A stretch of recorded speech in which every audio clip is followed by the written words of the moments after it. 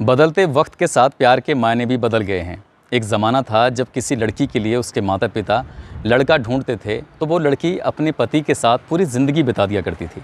साथ साथ जीने मरने की कस्में खाते थे और 7 जन्मों तक साथ निभाने की भी कस्में खाते थे और वो सपने पूरे भी होते थे। लेकिन आज के प्यार और शादियों को देखकर ऐसा लगता है कि ये शायद आखिरी जन्म यानी कि 7वां जन्म का ही वादा पूरा हो चुका है। आदाब, नमस्कार, सत श्री अकाल। मैं उस्मान सैफ़ी। दोस्तों, आज की जो मैं सच्ची घटना आपको सुनाने जा रहा हूँ, ये सच्ची घटना है उत्तर प्रदेश के आगरा की।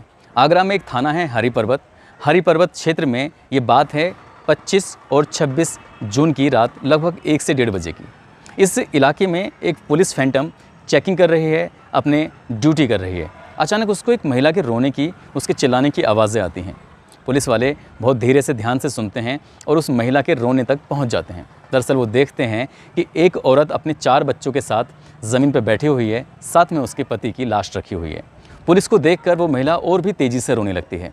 पुलिस वाले उसको शांत कराते हैं और पूछते हैं कि आखिर क्या हुआ है, आप प्यार से हमें धीरे से बताइए, हम आपकी पूरी हेल्प करेंगे। फिर महिला जो कहती है, उसके सुनने के बाद किसी के भी होश उड़ सकते हैं। दरअसल उसके पति की किसी ने पीट कर हत्या कर दी और जो आरोपी हैं वो घटना को अंजाम देकर भाग चुके थे। पुलिस वालों ने इस मामले को गंभीरता से लिया और कंट्रोल रूम को फ़ोन किया और बताया कि इस घटना में यहाँ पर एक हत्या हो चुकी है। उसके बाद पुलिस आती है और उसके शव को कब्जे में लेकर पोस्टमार्टम के लिए भेज देती है। इसके बाद उस इलाके के जो थाना इंचार्ज हैं, जिनका नाम है अरविंद कुमार सिंह, एसएसपी मुनिराज जी उनको जांच अधिकारी बनाते हैं और कहते हैं कि इस मामले की जल्द से जल्द जांच कर और खुलासा कर दीजिए। दरअसल ये ब्लाइंड मर्डर था और इसको खोलना इतना आसान नहीं था, क्योंकि जिन्होंने भी हत्या की थी वो औरत, वो महिला जिसका नाम है आरती, वो जानती ही नहीं थी कि वो कौन लोग हैं, वो 4 कहाँ से आए थे और क्यों उनकी हत्या की। दरअसल मैं उनके अगर बैकग्राउंड की बात करूं तो वो महिला मजदूरी करती है, उसके जो पति है वो भी मजदूरी करके अपने परिवार का भरण पोषण करते हैं। एक सामान्य परिवार है, 4 बच्चे हैं जिसमें 2 लड़कियां हैं और 2 लड़के हैं। ज़िंदगी हंसी और खुशी से बीत रही थी, लेकिन इस ज़िंदगी में 25 और 26 जून की रात को एक पहाड़ टूट पड़ता है और ज़िंदगी थम सी जाती है।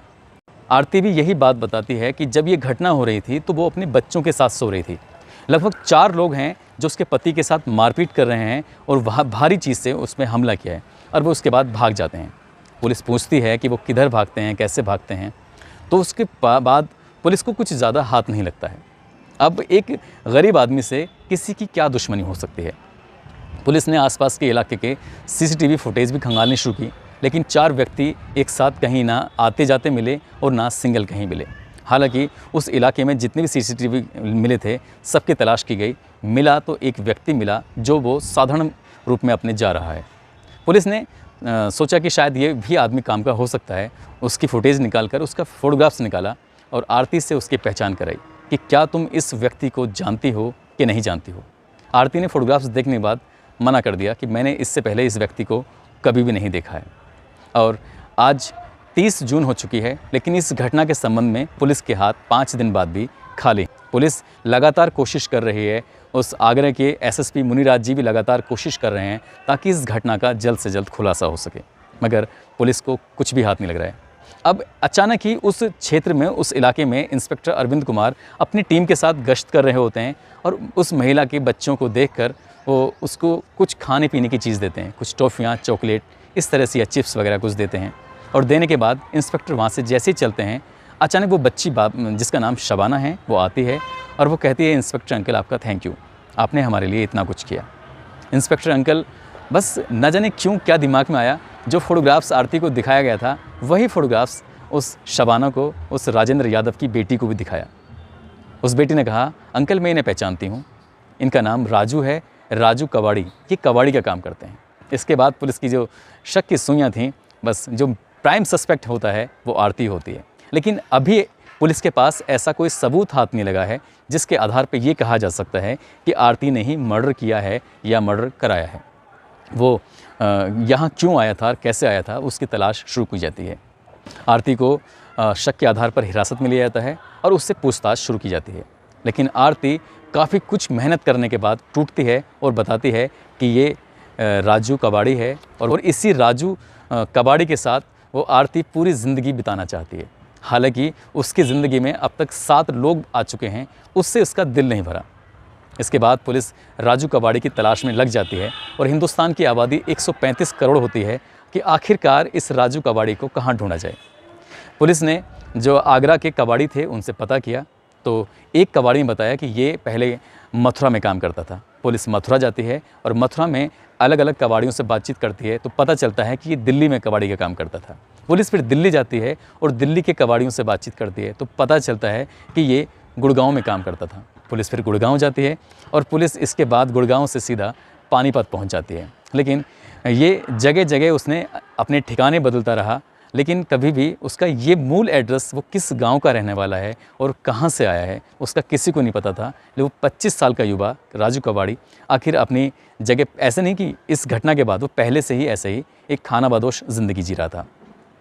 पुलिस पानीपत से भी वापस आ जाती है और भी कई दिन बीत जाते हैं, यानी कि 5 जुलाई आ जाती है और इस घटना को अब 10 दिन का समय हो चुका है। लेकिन पुलिस के हाथ अभी भी खाली हैं। लेकिन हमेशा पुलिस हारती रहे ऐसा नहीं है और अपराधी जीतता रहे ऐसा भी नहीं है।